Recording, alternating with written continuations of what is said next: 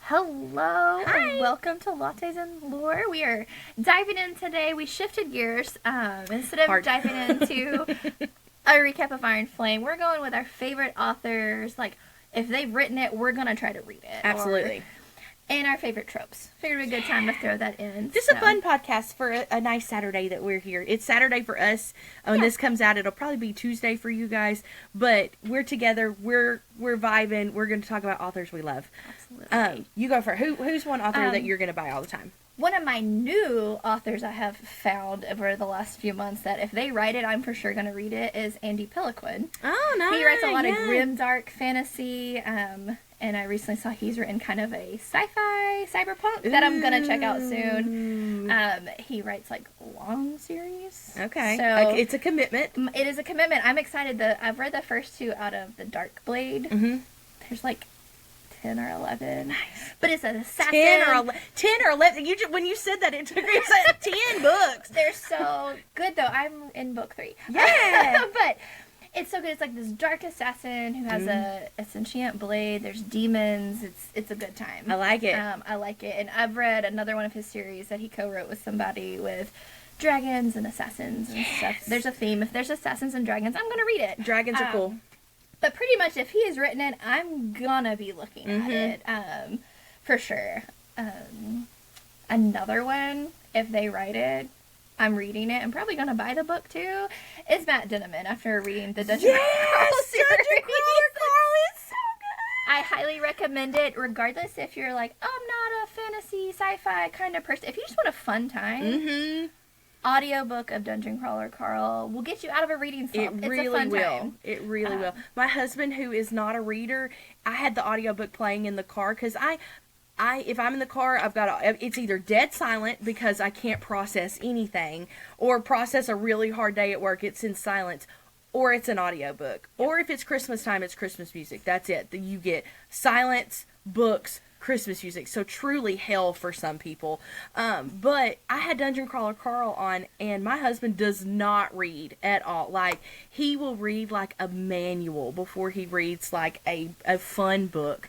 And he was like, this is really good. But it's lit RPG, and I had never read lit RPG before, and it is so good. Like, it was just so fun, and the characters are fun, and the voices are fun. It's just good. It's a good time. Yeah, highly recommend that one. Who's another author for you that if they've written it, we're going to read it, going to consume it? This is something that I've read in Rachel Gillig. Immediately, I've read all 3 of her books within like the last year. Her magic system that she writes is so unique and so intricate, but it's not intricate in a way where you can't follow it. Yeah. Whenever you read her books, like, you're going to follow what's going along. Her world building she is heavy on her world building, but her world is not so big that you can't picture what it is in your mind. Right. And with especially One Dark Window and Two Twisted Crowns, the Providence card system is she gives a lot of depth about it, but once you say it, it's like, oh, if you have a card, it works. Your magic works. It was simple, but the way she wrote, and it's more gothic-y and a little bit, it's dark in a way where it's like dark fantasy, but not dark in a way where it's like dark non-con. It's just like a darker gothic thing. And I didn't realize that I was going to be into something like that because I'd never really read anything like that. And when I read her books, it was like immediately sucked you in. And then she just released one this past year called The Night and the Moth. Oh my word, that is not a part of the Shepherd King duology. It's going to be its own duology. That is so good. It's about a diviner and a knight. It's just, there's gargoyles. There's gargoyles. And I just love Bartholomew. I want my own personal stone Bartholomew for my backyard, for my garden. As long as dragons, and now apparently dragons and gargoyles are something that I'm into now, I liked the cartoon as a child. Yes. I keep hoping they'll remake it. Yes, gargoyles. It's so good. And when I was reading, I pictured a combination between the show Gargoyles on Disney Channel and the gargoyles in The Hunchback of Notre Dame. Like, there's not really good and bad gargoyles. They're just all in the same, I forget what it's called. Like, it's almost like a church, like a monastery. but like the gargoyles that are used to like attack people are gargoyles from the Gargoyle series. Bartholomew is straight up the gargoyle from the Hunchback of Notre Dame. Because he just kind of hops around. I agree. Like Rachel Gillig, I personally think her series that she has out, like the Shepherd King duology, and then the Night and the Moth, and the next book that comes out next year. I think so. I think she releases. She's gonna feed us like a book a year. I think, if I understand correctly. Good. But her, I think it's a good in the middle of the romantasy genre, and I want to read a good fantasy book because there is some romance in both those. But it's more plot. And her world building paces well because she writes duologies. Yes. I love a good duology. Like, I just said I'm reading a 10-book series. Yeah. Yes, I will read all the series as well, but to know, like, it's a standalone or it's a 1, 2, and we're done is so good because she sucks you into her world. You understand it. It's not a complex, hard to understand. It's just good. It was a good time. Yes. I hadn't read a dark kind of gothic vibe book in a while when I picked hers up earlier this year. And so good. And I read The Night and the Moth in like 2 days.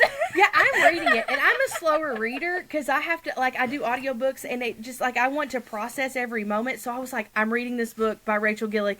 And then the next day, Lauren sends me, she's like, I finished it. It's so good. And I'm like, I am on chapter 17. And I started this 2 days before you. I had time. I started on a Friday evening after I put my kids to bed. Read like half the book before I went to bed. And then that Saturday morning, I just let my kids run amok while I finished it because it was too good. It's so good. Her books are so... I just tell everyone, like, I'm like, if she reads it, if you're in a fantasy, it's good. And like you said, it is the in-between between nice fantasy. In-between with it, I think. Like, she has... There is, like, a romance plot in there, but it doesn't take over the book. It's not... Like, the female character is not just focused on building a relationship. Yeah. She's focused on, like, quote-unquote, saving their world. And we're also not admiring someone's leathers at a battle scene. Right. Like, I don't care. I mean, I'm all right. I'm gonna read it. Can we, like, be focused on the battle and not... So, I have to appreciate that. Yes. Another author that I have discovered in the last... I think last year I started reading her stuff was Helen Schreier. She writes the Legends of Thesmar series, and there's a spinoff, The Ashes of Thesmar. She has another series that I cannot think of what it's called. I have not dabbled in yet. It is good. It's a romantasy. It's paces well. There's a lot of cool stuff. I'm not going to say super unique magic system, but it is good. You enjoy it. The FMC is fun. The MMCs are great. Like, there's a lot of... Her books are really good. I've enjoyed reading those. Very good. Big time.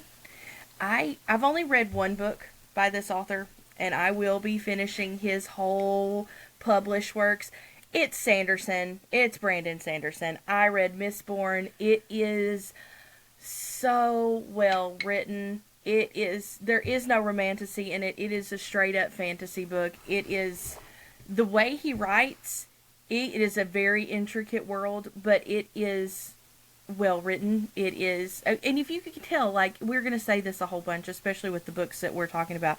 We enjoy books that are well written, but a fantasy world that is in depth but easy to follow. Like, he doesn't, like, the doors are open, but from my understanding, when I finish the series, there's not a lot of plot holes. The plot holes are filled, and not because, like, not that we don't love all of the authors on Book Talk. We love Book Talk. I wouldn't be reading if it wasn't for Book Talk. I wouldn't have gotten back into the world of reading if it wasn't for this opportunity in the middle of COVID shutdown to start reading books again. But there's some authors that are out there that leave the door wide open and they have no intention of closing plot holes. And their world building is muddy. And Sanderson is not that. If you are looking for a crisp world, a world that is really interesting, I totally recommend Sanderson. I do enjoy, like, I don't consider it a plot hole if there's things left out of, like, books 1, 2, and 3, but by book 4 or 5, I'm like, oh, they wrapped all of that up. Like, I love that. Another author that, if he writes it, I am going to buy it and read it and be emotionally unstable afterwards, is Pierce Brown.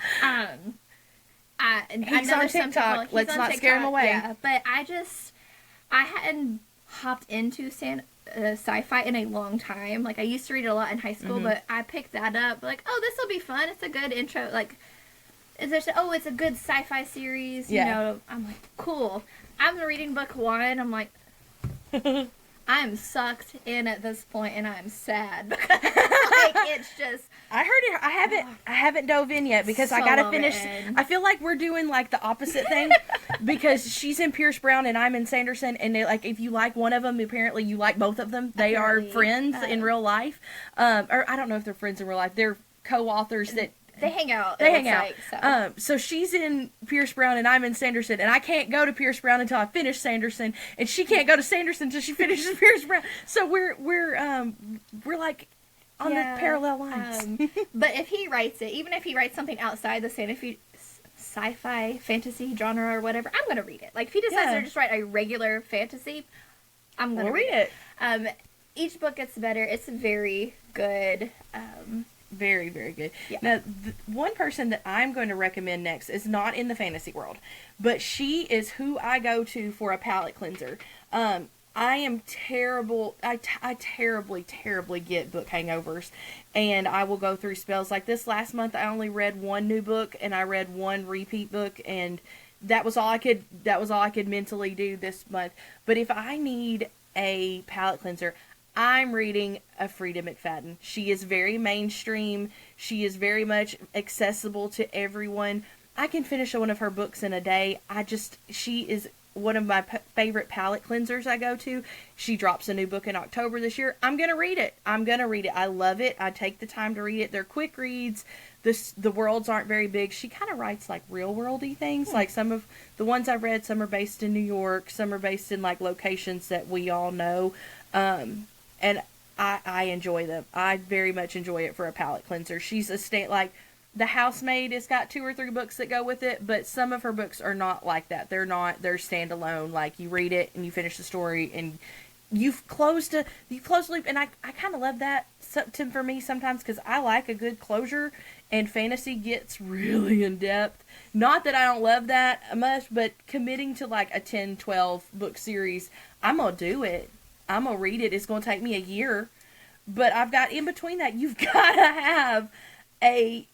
have a palate cleanser, and I love a Frida for that. I love how your palate cleansers are like a Frida McFadden. Yeah. Mine was Darkblade. Yeah, hers is Darkblade. I'm like, unalive your husband. I'm not.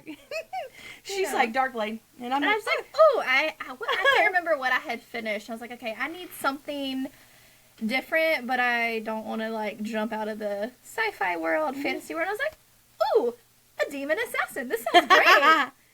She's reading about demon assassins. I'm reading about people who were like unaliving their husbands on a Thursday. And with me, I either read a series with no stops. Yeah. Or I'm like, oh, I'll read this one, I'll read something else, and I'll read this one, then I come back to it. There's no real in between. Nah. Like if I'm into the series big time, we're gonna read it. We're gonna eat it up. We're gonna read it. But it's good. Yeah. I'm trying to think. I'm looking at my shelf of like what few books I have in here. Melissa Rorich is another author that I thoroughly enjoyed. The one series of hers I've read. It's the Lady of Darkness series. If I interact with anyone on TikTok, I recommend that one a lot. They're like, so it's kind of a darker, more adult version of the Throne of Glass series. Oh, very good. So it is more romantasy, whereas Throne of Glass is not romantasy. No, I wouldn't. Like it's like an in between, because there's a little bit of romance towards the end, but this one is high more. I would say it's more high fantasy. Yeah, like this one's kind of an in between. I think it's officially like young adult. Yeah, but I'm like, I don't really get why it's young adult. But to me, when I think this is like a sidebar, when I think young adult, I think like high school, college-y age, maybe like end of high school, young adult. But apparently, young adult can be anything from like high school to like early 20s, 30s, like. I read a lot of young adult fantasy labeled books that I have enjoyed, but I consider Throne of Glass is kind of like weirdly in the middle. It's not quite high fantasy, because like there's a cool world built there, but there's a little bit of romance. I don't really know how to classify it. But this one is definitely a romantasy because there's way more spice. If you're watching this and you see us look up, we're looking at her bookshelf up there. But it's got more dark twists with it and everything too. It's a much shorter series. It's only 5 books instead of 5. We like 5. But hers is really good. She has another series out that's like going traditionally published versus indie published. That I've not dove into yet, but I will because I've heard good things about it. But she's definitely one I'm like, if I see she's written it, I'm like, I'm gonna check that out. Sounds like a good time. We're gonna check that out. I mean, we can always say we're always gonna recommend Sarah J. Maas. I'm always gonna recommend Sarah J. Maas. If you are new to reading and you want to get into the romantasy world and you don't like the way she builds her world in Prithian, I feel like it's easy to follow. Yeah. It's not a super in-depth. And I know people that don't love A Court of Thorns and Roses, and that's okay.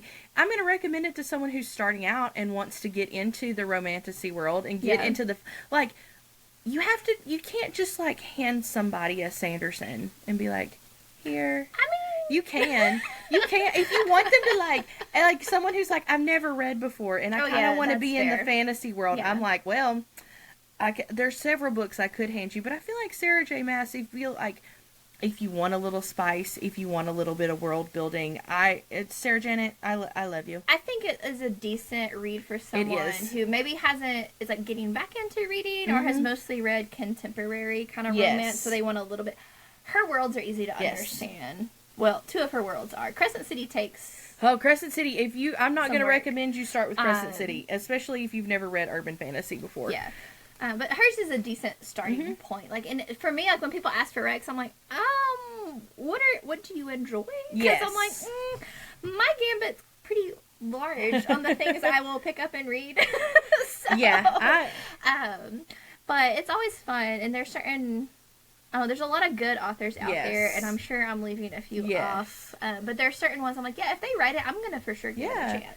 I'm always going to recommend somebody, this is not fantasy at all, on the same, if you just like to read just straight smut, like if you just want to need that kind of palate cleanser, I love Tessa Bailey.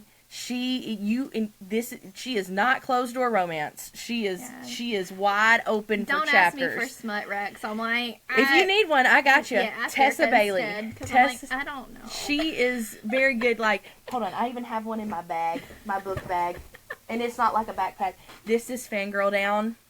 If you've not read Fangirl Down and you love Tessa Bailey and you love a very much open door, tell me all the details smut romance, Tessa Bailey's your girl. She's an easy read. 10 out of 10. Love her. Every time. Oh, well, there's only been one book that I didn't read, and it just involves a trope that I don't read. But most of hers, I love it. Yeah.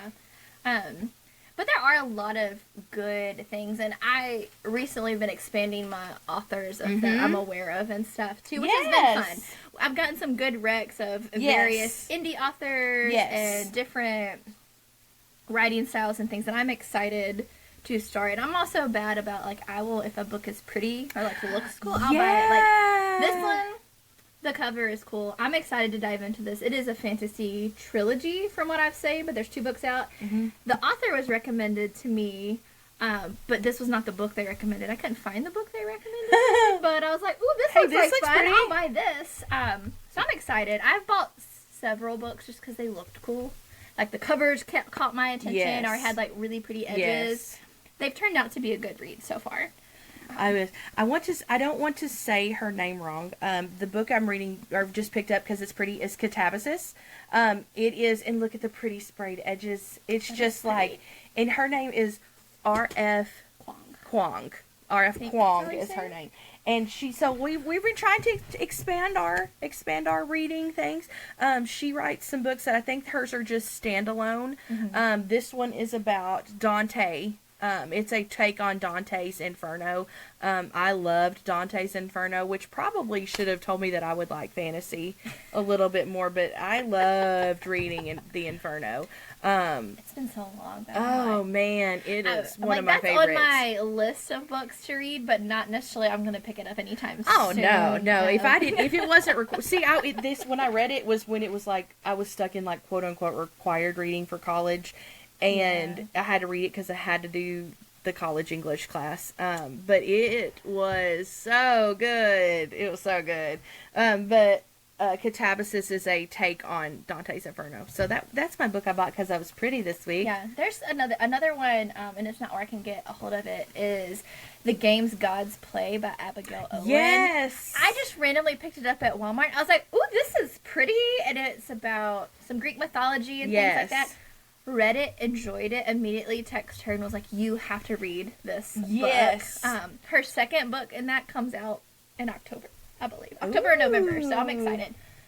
But there's just some really good authors, and as you listen to this, share some authors that you are like, I'm going to read their books if they write it. Right. I also, if I have read books by certain authors and say you get one and it's kind of like a slow start, and you're like, oh, I'm not vibing with this book, I give it more of a chance before I'm like, no, we're done. Yeah. All the same, and I'm like, I'm gonna give you good 5-6 chapters. I'll give you 50-60 pages. I'll commit. I'll give you a chance. I'll give you a chance. I'll give you 5 or 6 chapters. And even then, I might like soft DNF it more, like a not right now, because sometimes if I'm not in the right headspace, there are some books I'm like, I put them down and forgot about them. I'm like, I probably should pick those back up. We should pick it back up, but it's not because we don't like your book. It's just I can't read it. Yeah. I'm not in the right world to read it. I'm in a different world. And that, the Games Gods Play was one I was reading, and then Onyx Storm came out, and I've put it down, and I'm going to pick it back up. You should pick it back up. It's Greek gods. Yeah. Greek gods. That's a whole... Percy Jackson. We didn't even talk about Percy Jackson. That is a series that I actually read as an adult. I read it maybe right out of high school. It is good. I need to get copies of them again, because I guess I checked them out of the library, because I don't own any. Oh, yeah. Mine were straight library books. Yeah. I didn't... Because I want to, or either just like find them at the library as my oldest son gets old enough, because I am feeling his reading interest real hard. I'm like, he's gonna love those when it's time. He got his first little library card. We did. We took a trip to the library. It's fun. He enjoys reading, and I'm like, yeah, here's dragons, here's robots, like all of the things. Let's read it. He was asking me. He saw my stack of the Red Rising Saga books.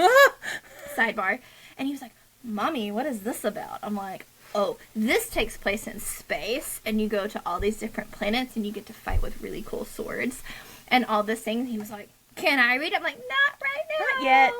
Soon, but not yet. Give it a few years. You're 7. So. 7 would be hard for Red Rising. Yeah, no, it's not quite.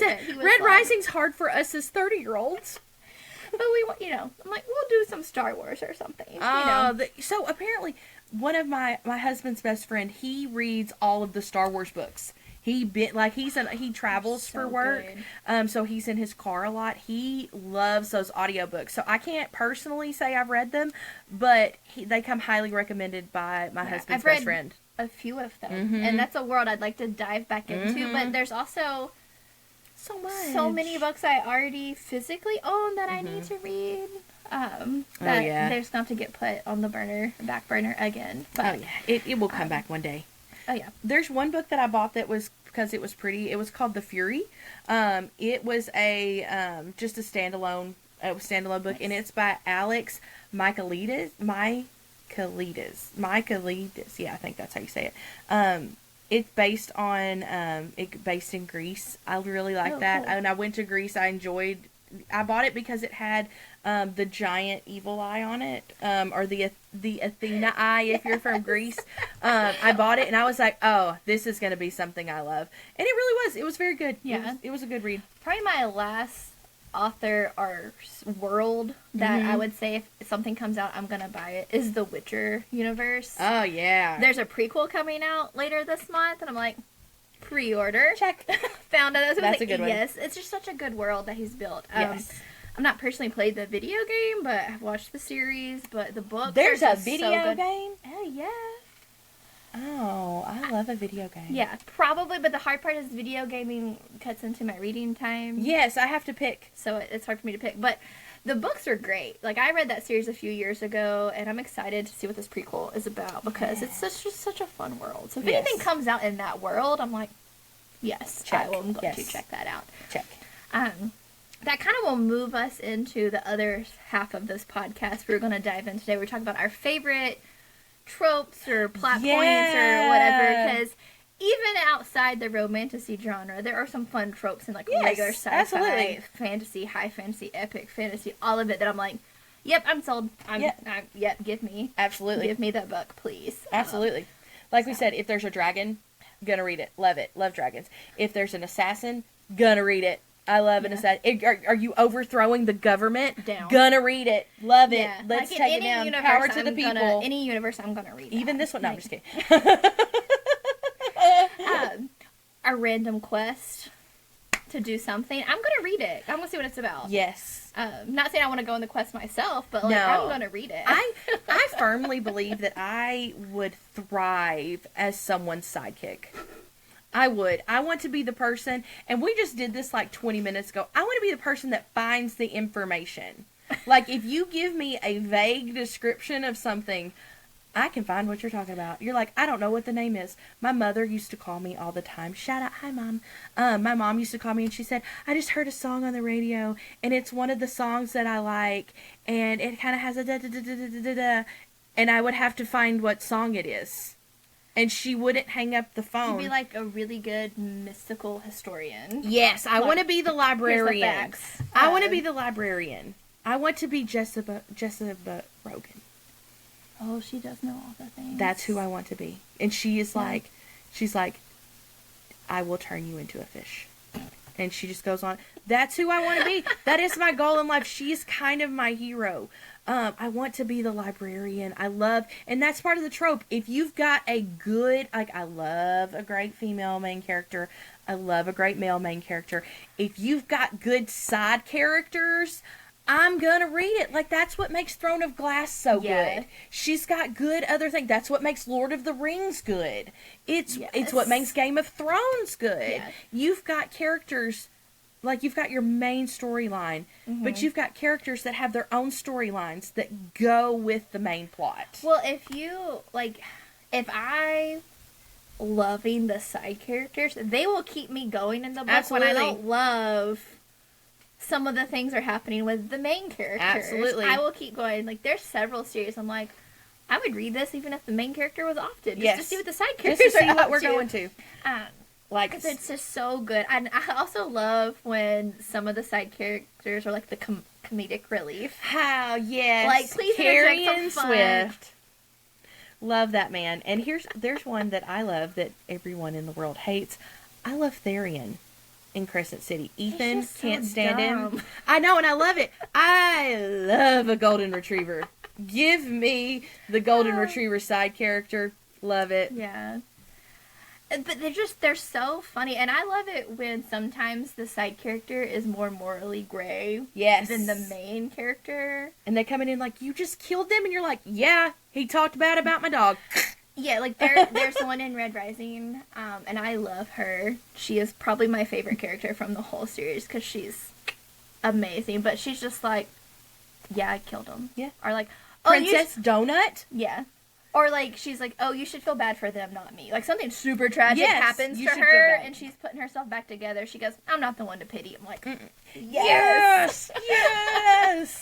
We love it. Yeah, Princess Donut is a hilarious My side, potentially. Yeah, there's some other really good side characters in the I'm not through it, so she can't talk about it yet. I need you to get further. So Austin wants to read it too, and I'm fixing to give up on him if he doesn't sit down and sit down and listen to this audiobook. Listen to it, but mark where y'all stopped. Oh, Remember, that's used true. to when you're trying to watch a Netflix series with somebody, but you couldn't wait Before you had more than one profile. Yeah, you just go ahead and watch it, and then you put it back to episode 2. You're like, I didn't watch that. I didn't watch that at all. Not that I've done that. No, we would never. We would never watch anything without our husbands. We wouldn't. We would. I straight up would any day of the week. We did it all the time because I worked nights for so long. Yeah. There's just no. But anyway, yeah, it's fun. I also love when, most of the stories we read and we love, the hero of the story or the main character always has a super tragic backstory. Oh yeah. I mean, like a Disney movie. No one has parents. if you had parents, you watched them get unalive. Yeah, like you didn't have them the whole story. No, I mean, Walt Disney cannot let a singular parent live in this thing. The only one is Encanto, and look at the crazy grandma. That's true. It is Encanto, and I'm like, and guess what? Guess what? Abuela, she is the bad guy. Okay, she is the bad guy. Oh, that's so funny. But I do love when you have like the alone character there, you know, and they find their people, or they come from a really crappy found family. I love the found family trope. I also love the good redemption arc and the corruption arc. Like, I like them both. Like, I love when we see someone who starts out on the right side ends up on the wrong side. Absolutely, because usually the wrong side is the right side. I just love it. And then like look at what's his name in Game of Thrones? Therion. Not Therion. No. Oh no. No. What's his name? Therion is in Crescent City.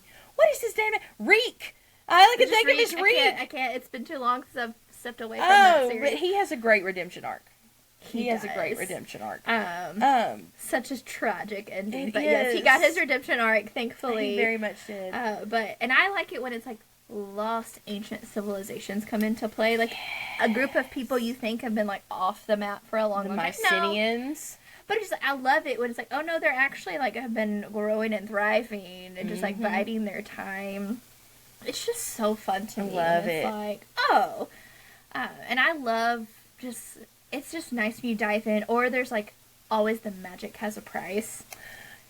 I love Magic Has a Price. I'm like, I love because the price is so good sometimes. It is so good. But then you're just like, but you always forget. Like, you always forget. Like, in every fantasy book, they're like, Magic has a price, Magic has a price. And I'm like, I don't ever remember until Magic comes to cash it in. But I also love that because a lot of people who haven't dove into any subsect of fantasy at all are like, well, they just make it happen because it's fantasy. I'm like, no. It all comes at a cost. That's kind of like the constraints or something on it. So you can't just like make things happen because there's magic and stuff. But I love it when it comes at a cost. Yes. Sometimes the cost is high. Sometimes it is. Should we be paying that price? Yes. Yes, we should. Yes, we should. Always. Yes, we should. Always. One trope I like, and this kind of falls into like the romance/romantasy thing. I love he falls first / he falls harder. I love it when you have the dual POV. Mm-hmm. And like something's happening, then you get his. It's like, you switch chapters. You're like, yes. I know it's coming in here in this book, and I'm so excited for it. I will stay up late and finish those chapters every time. If we go to another trope, if we are on a journey and there's one bed at the hotel, I'm not finishing reading that chapter until it's the next morning. So funny. And so along the lines of that one, I love the Who Did This to You trope. Who did this? I love it, and I didn't think I would like it. Mm-hmm. Like when I first was back into reading and venturing into the romantasy genre, I was like, okay. Then I was like, oh, I do enjoy this. I do enjoy that. One thing I like, and this kind of gets us out there, is I love like a test, like a kind of like the Triwizard Tournament where you have 3 tasks you have to finish.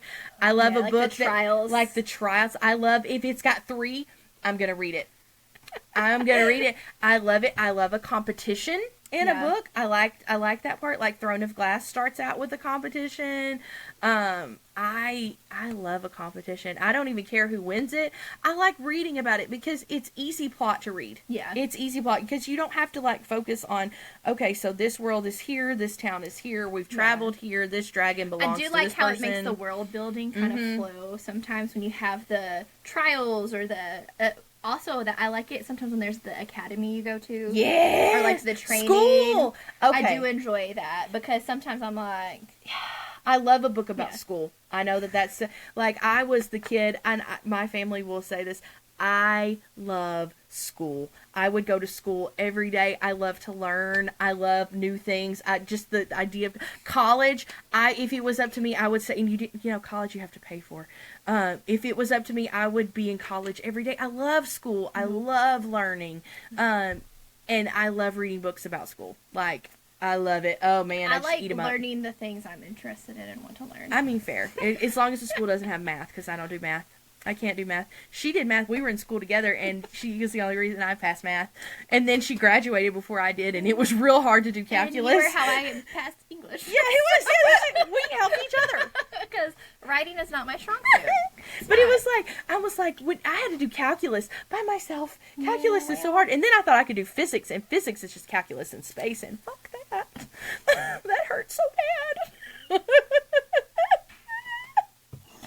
Calculus in space. It is. That's all Yes. physics is calculus in space. I love that. And like one of my another thing I love is I love space, and I wanted to think I wanted to be an astronaut and like work in NASA. So Yeah. like when I was little, and then I figured out how much math is in space, and I can't. I was like, oh, my little dreams were crushed Yeah. when I realized that I I could not do remember- anything past fractions. Yeah, I remember loving space. Obviously, but Space we were is a good at- trope. Like I love We it. visited Cape Canaveral, and I was in like 9th, 10th grade. Oh, so good. And I remember it's so disheartened. I was like, oh, I would love to go with a space shuttle. Like, you have to be under, like, 5'6". I was like, Yeah. nope.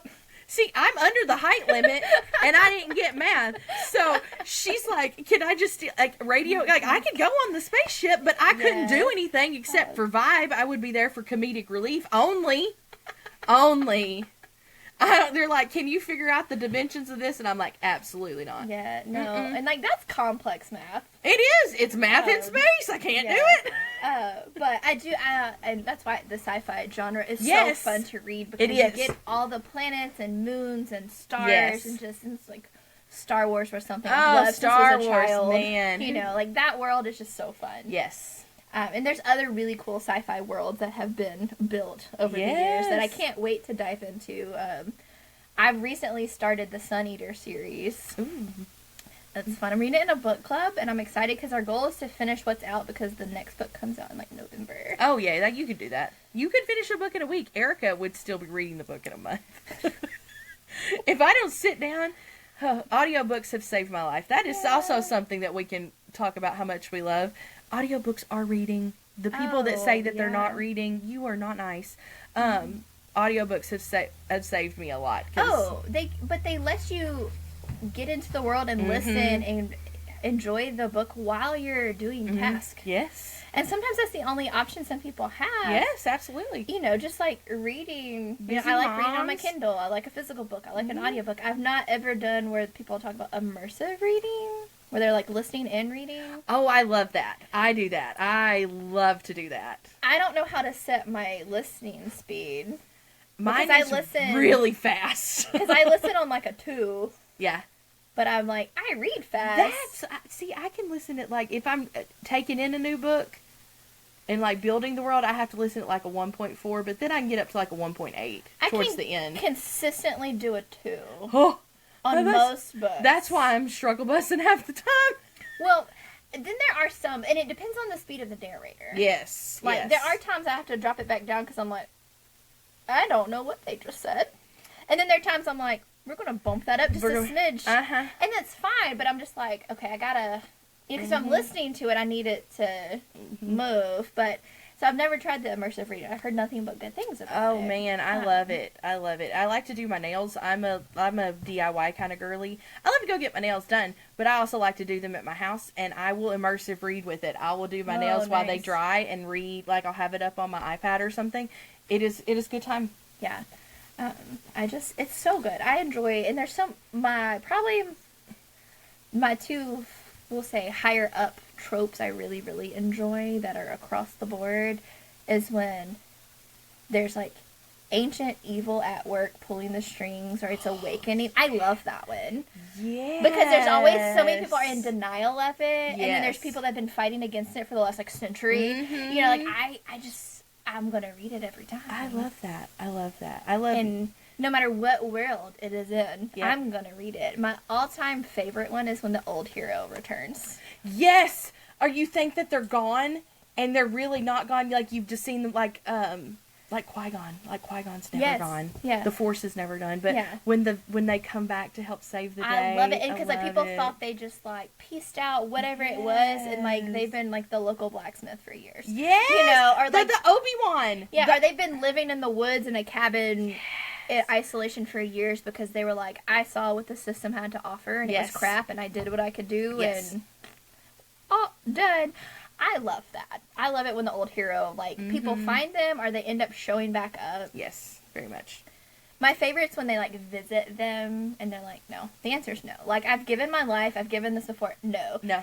Crap's going down, like, chapters later and they show up to save the day. They come up with a sword and they're like, yes. shing! Like, yes, please. Like, I knew it was coming. Yes. But that's probably one of my all-time favorite tropes. Even as a kid, I'm like, yes, give when me you're the a kid, old heroes. in the Harry Potter series, when Aberforth comes, love it. Yes, we love it. Well, even in the Lord of the Rings, when like the elves come back to honor their like old, you know, like we used to be allies later. I'm like, yes, Helm's Deep for the win. Helm's Deep. The sexiest thing you can do is open the doors. Yes, agreed. But those are some of my favorite tropes, and I love the good, like, anti-hero, vigilante kind of person who actually maybe not has the best intentions, but, like, has the most middle-of-the-road intentions. Yes. I like a good book where it's, like, you have the main plot. Yeah. Like, you have a character, like, you've got the female main character or the male main character, whichever. It doesn't matter to me. I'm going to read the book. When you have the main character is on a road and they're with the other, like, not quite main character, but the other main character wants to accomplish a goal that is not what they perceive as the right thing.